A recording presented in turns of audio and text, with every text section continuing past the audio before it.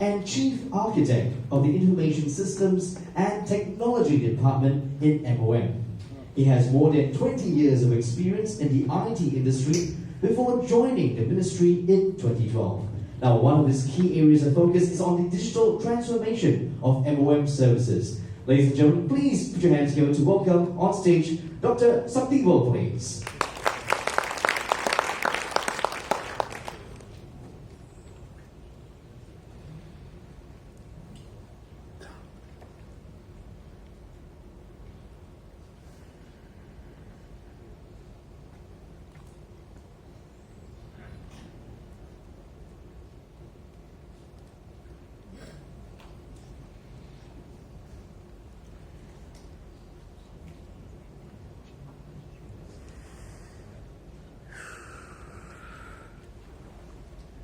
Mùa lắng.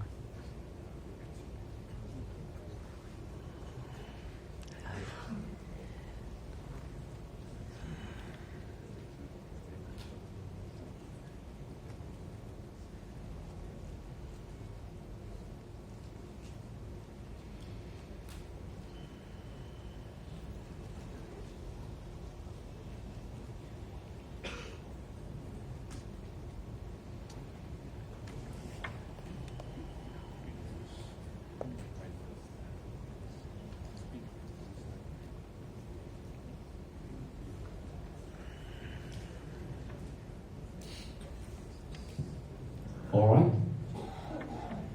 Over to, can we have the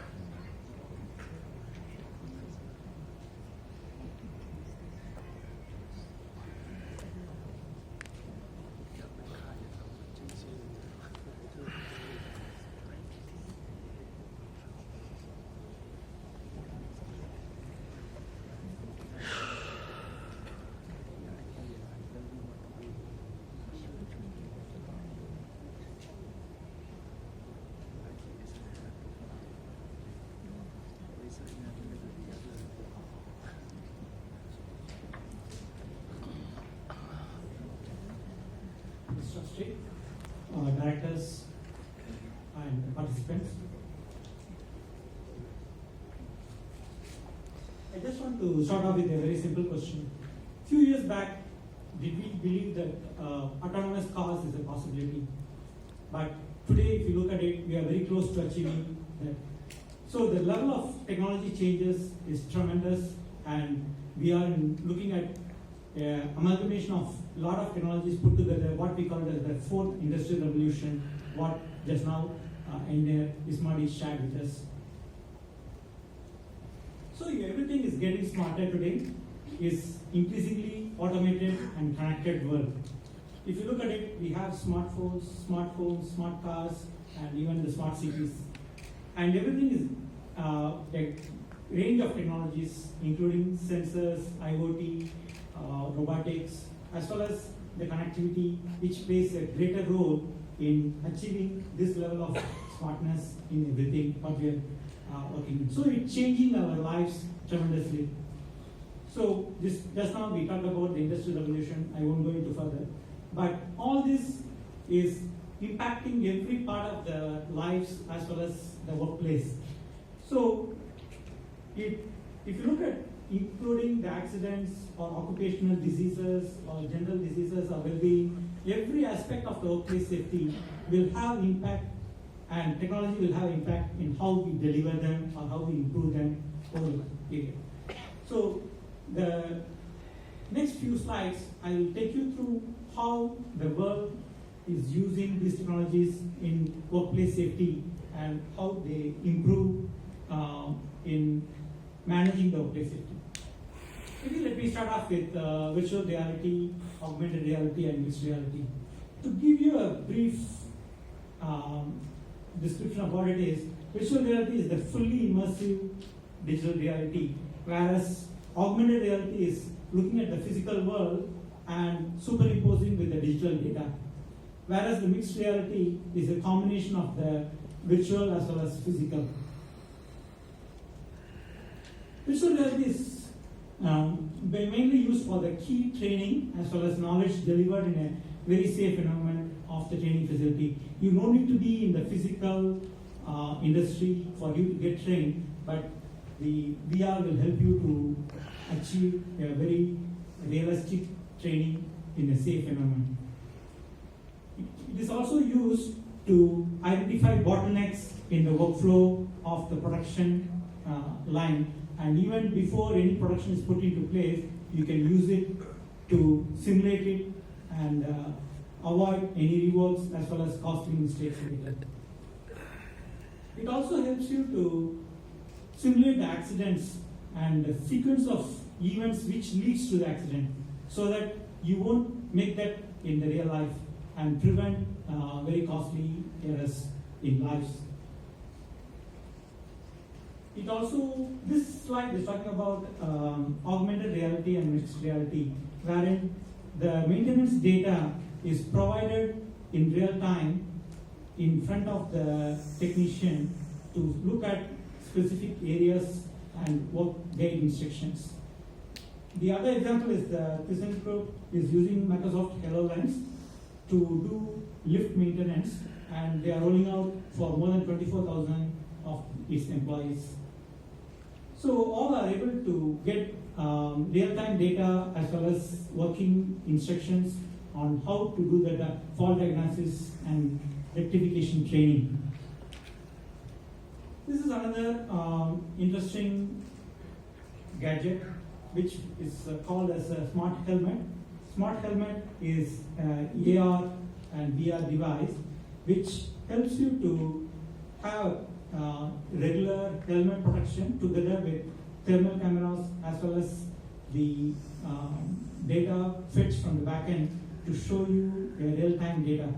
That means from the smart helmet, you will be able to visualize the physical world together with the data fetched from the back-end systems so that you can have a full picture.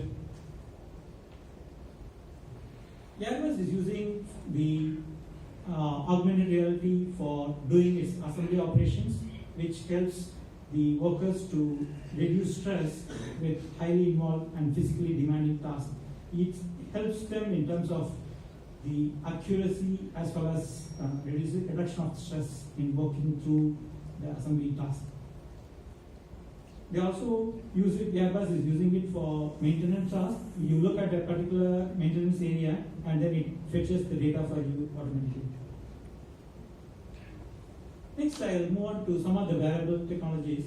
You may be very familiar with all the fitness activity trackers, and Mokaka is another device which helps you to track the cardiovascular data. And also you have a BP monitors. So all this in terms of created a lot of awareness in terms of increased wellness through the activity trackers. It also, the improved health reduces the injury rates significantly. So even if you look at it today, some of them are quite, through the gaming of those fitness trackers, it provides you the motivation to do more steps or more exercise to achieve your targets set in the fitness trackers. And also, this particular slide is talking about a sensor which is a belt mounted, which measures the muscle activities. So when you lift a heavy object, it will tell you if you are not lifting it correctly, then it will give you the warning. All these kinds of data is collected and you can watch it through a dashboard kind of mechanism where it will tell you which workers are not performing correctly in terms of lifting and take appropriate training activities for those targeted group of workers. This is another by Unimin Corp where they integrate the video together with dust data so that it is effective in addressing or assessing the respirable dust exposure in the mines. And also you know about the gas detectors to help you protect workers in potentially hazardous environments.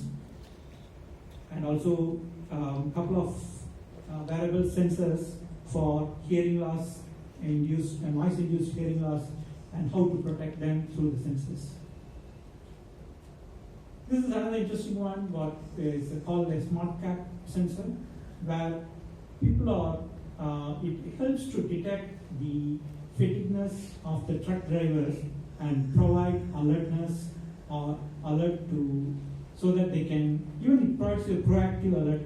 It measures their brain activity and then it shows you the alert immediately, even before some accident happens. This is more of a post-incident, how you can recover. This kind of smart gloves helps you to train and return to work faster. Another area I would like to talk about is on the Internet of Things.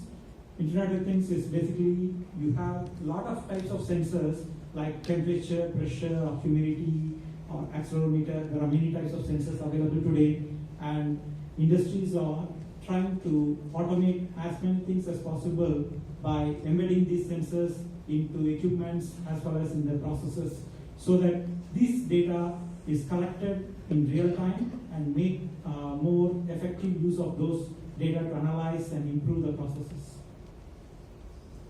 Just now, Ismail, director, has shown you this example. I'm not going to further on this, but this is an example of how industry is trying to piece together the different sensors put together in the particular work environment and derive more innovative use of the technology.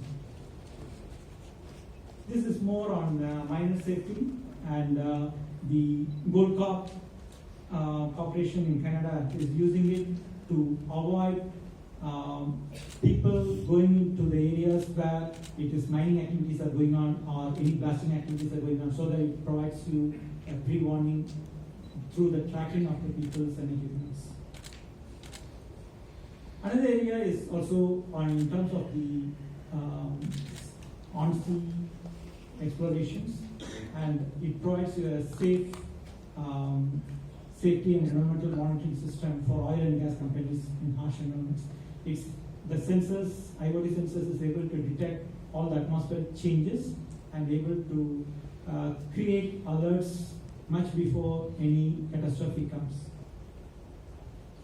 Similar case for the shipbuilding systems, where it is in terms of the when the ship is in the middle of the sea, it's able to collect the data within the ship, and as well as it transmits over the satellite systems so that it can be gated properly. This is another quite interesting example where Kaiser is a German company which they added IoT sensors as part of their equipment, and they provide, those sensors provide real-time data in terms of managing and maintaining those air compressors. So once they have this capability to maintain the air compressor, they sell the air as a cubic meter. So it became a air as a service now for their clients now. This one is by Ministry of Manpower. As you know, we have implemented the data logger, which is collecting data about the trains in real time, to collect it to the data logger, and then we can do for accident investigations as well as any unsafe operations. So all this data collected is very useful for analysis, but the amount of data collected is very significant. Just to give a glimpse of the size of data we are collecting, say for example, this particular one is a turbofan engine, which with 5,000 sensors generates more than 10 GB of data per second. So that's the kind of data we are talking about, but it is quite useful in analyzing the is for performance of the processors as well as the condition monitoring and predictive maintenance of equipments and the industry as a whole. All this data, there are a couple of quite good examples in terms of how analytics is being used to workplace safety.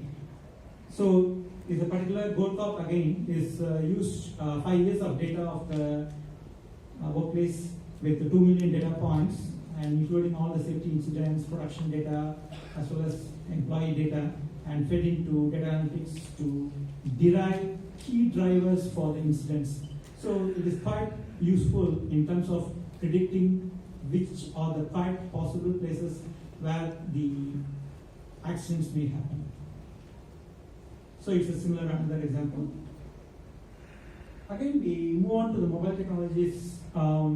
Today, if you know, the smartphone is quite advanced in terms of functionality, and for the past 10 years, the revolution is quite significant.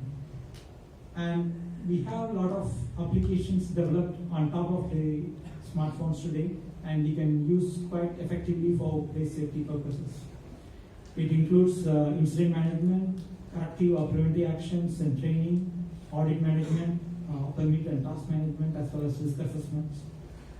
Some of the examples, you can look at it, Snapchat Mom, as we discussed earlier, is on the MOM's application for reporting workplace incidents. We also have the Ego at workplace to provide a better posture for the workers.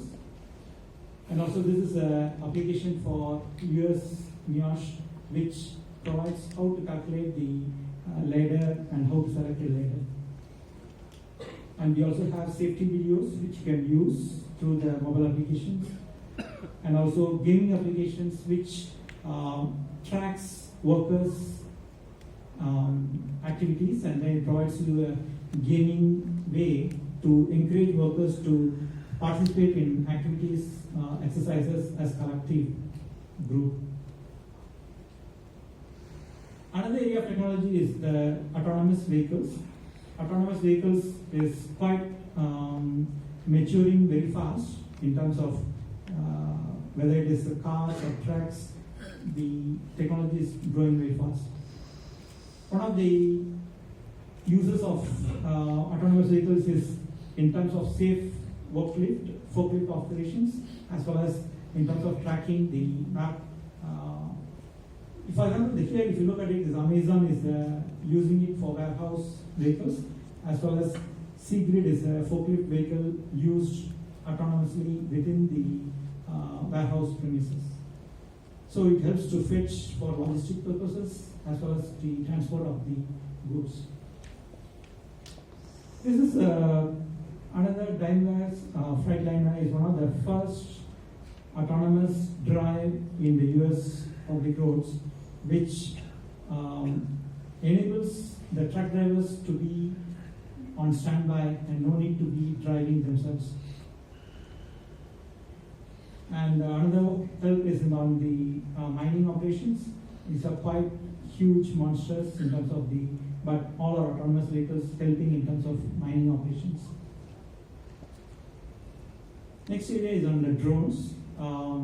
Drones are quite proliferating across many industries, including agriculture, military, building inspections, warehouses, as well as logistics, such as Amazon or other big corporations. It is quite heavily used for maintaining the wind turbines and towers while eliminating the risk of personal injury. Another area is on the mining sites.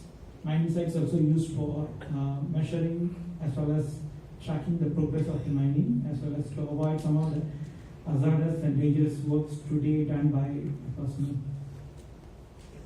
MOM is using it for building inspections, construction site inspections. We started about 1 year back, and we are already operationalizing the use of drones in safety inspections. The last area I would like to highlight is on the robotics. Robotics is quite getting off in terms of this is one of the areas where the amount of progress is also quite tremendous. Exoskeletons is helping workers to reduce the musculoskeletal disorders and improve the efficiency. And demolition robots is helping in terms of doing the demolition much more faster as well as safer for the workers, and workers can stand away from the debris and instead of more handheld devices. Same case for the welding. Welding can do, automatic robots are able to do for shipbuildings, and it's much more safer for the workers to not need to be nearer to the welding space. So in summary, basically the rate of change of technology is very tremendous. Just to give you an example, the time to churn 50% of the list of top 100, 500 companies in 1970, if you look at it, it took 30 years to change. But in 2005, it just took 7 years to change. That means the top 250 companies are no longer in the list. That's the kind of change we are talking about. So just to say, workplace safety is finally within our reach. We should embrace the Vision Zero, and we should adopt a more holistic approach, and we should really hard look at our workplace and how to embrace more smarter workplace technologies for efficiency and safety. Thank you very much.